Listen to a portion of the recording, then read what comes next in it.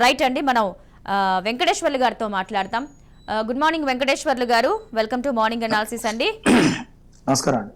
వెంకటేశ్వర్లు గారు, బీజేపీ ఇవాళ మేనిఫెస్టో విడుదల చేసే అవకాశాలు ఉన్నట్టుగా కనిపిస్తోంది. మరి ముఖ్య నేతలందరూ కూడా మోడీ వచ్చి ఎంతో కొంత ప్రభావం అయితే తెలంగాణ హైదరాబాద్లో అయితే చూపించే ప్రయత్నం చేస్తూ ఉన్నారు. మీ మార్కు రాజకీయాలు చూపించాలనే తాపత్రయం అయితే కనిపిస్తోంది. కానీ ఎంతవరకు ప్రజల్ని రీచ్ అవుతామని అని అనుకుంటున్నారు? ఎందుకంటే ఇంతకుముందు మనకి అంది సత్యం గారు చెప్పినట్టుగా ఆల్రెడీ ప్రజలు డిసైడెడ్, 80% ప్రజలు డిసైడ్ అయ్యి ఉన్నారు. సో వీళ్ళల్లో అయితే మనం మార్పు తీసుకురాలేం కాబట్టి సో మిగిలిన 20% ఎంతవరకు మార్పు తీసుకురాగలుగుతాము, అధికారాన్ని చేజిక్కించుకుంటామని మీరు అనుకుంటున్నారు? ఈ రాష్ట్రంలో బీఆర్ఎస్ పార్టీ మీద తీవ్ర వ్యతిరేకత ఉందండి. ఎందుకంటే కేసీఆర్ గారు దళితుల కోసం ప్రవేశపెట్టిన దళిత బంధులో ప్రతి నియోజకవర్గంలో స్థానిక శాసనసభ్యులు ఓపెన్ కౌంటర్ తెరిచి దళిత బంధు విషయంలో 10 లక్షలకు 2 లక్షలు తీసుకోవటం, బీసీ బంధు ఇచ్చేదే ₹1,00,000 అయితే దాంట్లో 30% తీసుకోవటం, మైనార్టీ బంధు విషయంలో కూడా డబ్బులు తీసుకోవటం, ఇలా అనేక విషయాలలో ప్రతి విషయంలో కూడా సంక్షేమ పథకాల్లో బీఆర్ఎస్ పార్టీ మొన్నటిదాకా రెండోసారి ప్రభుత్వం వచ్చిన తర్వాత విపరీతంగా దోచుకున్నారు ప్రజలందరినీ. ఈ రాష్ట్రంలో బీఆర్ఎస్ పార్టీ మీద తీవ్ర వ్యతిరేకత ఉంది.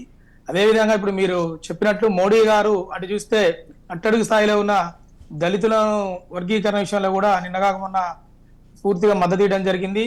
బీసీ ముఖ్యమంత్రి చేస్తా అనడంతో ఈ రాష్ట్రంలో బీసీలందరూ కూడా ఈ స్వతంత్రం వచ్చిన తర్వాత తెలంగాణ రాష్ట్రంలో కావచ్చు, ఇటు ఉమ్మడి రాష్ట్రంలో కావచ్చు ఒక బంగారం లాంటి అవకాశం వచ్చిందనే ఆలోచనలో ఈ జనాభాలో అత్యధిక శాతం ఉన్న బీసీలు ఈ రోజున సంతోషంగా ఉన్నారు. కాబట్టి ఆ బీసీ కానీ ఎస్సీ ఎస్టీ మైనార్టీలో కూడా చదువుకున్న వాళ్ళు కూడా ఇలా బీజేపీ తరఫున మళ్ళీ అవకాశం ఉంది. కాబట్టి ఖచ్చితంగా బీజేపీని కూడా ఒకసారి చూస్తారు. ఎందుకంటే గతంలో అనేక అర్ధ శతాబ్దం కాంగ్రెస్ పార్టీని చూశారు, తర్వాత ఉమ్మడి రాష్ట్రంలో టీడీపీ పరిపాలన చూశారు, మన తెలంగాణ రాష్ట్రం ఏర్పడిన తర్వాత టీఆర్ఎస్ పరిపాలన చూశారు.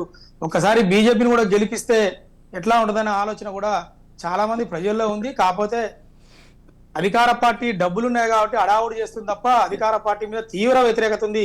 కాంగ్రెస్ పార్టీ వస్తే వాళ్ళు వచ్చిన 2-3 నెలలకే చాలా మంది అమ్ముడుపోయే అవకాశం ఉంటుంది అనేది కూడా ప్రజల్లో ఉంది. గతంలో మొన్న గెలిచిన దాంట్లో కూడా 30 మంది అమ్ముడుపోయారు. కాబట్టి కాంగ్రెస్ పార్టీని నమ్మే పరిస్థితి కూడా ఈ తెలంగాణ రాష్ట్ర ప్రజల్లో లేదండి. మీరన్నట్టుగా వెంకటేశ్వర్ల గారు, బీఆర్ఎస్ మీద తీవ్ర వ్యతిరేకత ఉంది అనే మాట వాస్తవమే. అయితే ఆ వ్యతిరేకత బీజేపీకే యాడ్ ఆన్ అవ్వాలన్న రూల్ ఏం లేదు. ఎందుకంటే కాంగ్రెస్ కూడా పోటీలో ఉంది, వాళ్ళు కూడా 6 గ్యారంటీలతో ముందుకు వస్తున్నారు. ఈ దేశంతో పాటు ప్రపంచం మొత్తం కూడా ఇవాళ మోడీ గారి నాయకత్వాన్ని అందరూ మద్దతిస్తున్నారు, ప్రపంచ దేశాలతో సైతం. ఎప్పుడూ లేని విధంగా భారతదేశం మొత్తం కూడా సుమారు 20 లక్షల పైన గ్రామాలకు కరెంట్ ఇవ్వడం కానీ, నేషనల్ హైవే కానీ ఇలా చూసుకుంటే ప్రతి విషయంలో ఇప్పుడు బీఆర్ఎస్ వాళ్ళు చెప్పే పథకాలలో 30 పథకాలు కేంద్ర ప్రభుత్వం సహకారంతో నడిచేవి. అవన్నీ కూడా ఇవాళ ఇంతకుముందు లాగలేదు. సోషల్ మీడియా ఫుల్ యాక్టివ్ ఉంది కాబట్టి ప్రతి పథకంలో కూడా కేంద్ర ప్రభుత్వం భాగస్వామ్యం ఉంది. నరేంద్ర మోడీ గారు అట్టడుగు స్థాయి, ఎందుకంటే ప్రతి పేద కుటుంబానికి కూడా చేరే పథకాలలో కేంద్ర ప్రభుత్వ భాగస్వామ్యము మెండుగా ఉందనే ఆలోచనతో ప్రజలకు ఉంది. కాకపోతే అధికార పార్టీ డబ్బులతోటి రోజు డబ్బులు ఇచ్చి తిరుపుతూ ఇవాళ వాళ్ళేదో జనం బాగున్నట్టు చూపెడుతున్నారు. కానీ సైలెంట్ గా బీజేపీ ఇవాళ కింగ్ మేకర్ కాబోతుంది ఈ రాష్ట్రంలో. మొన్న లాస్ట్ టైం కూడా అమిత్ షా గారు చెప్పిన విధంగా ఖచ్చితంగా ఈ రాష్ట్రంలో రిజల్ట్ వచ్చిన తర్వాత బీజేపీ పార్టీ కింగ్ మేకర్ అవుతుంది. ఏ ప్రభుత్వం వచ్చినా స్థిరత్వం ఉండదు. కాబట్టి వీళ్ళకి ఖచ్చితంగా బీజేపీ పార్టీ తెలంగాణ రాష్ట్రంలో చాలా అత్యంత కీలకమైన భూమిక పోషిస్తుందని తెలియజేస్తున్నాం.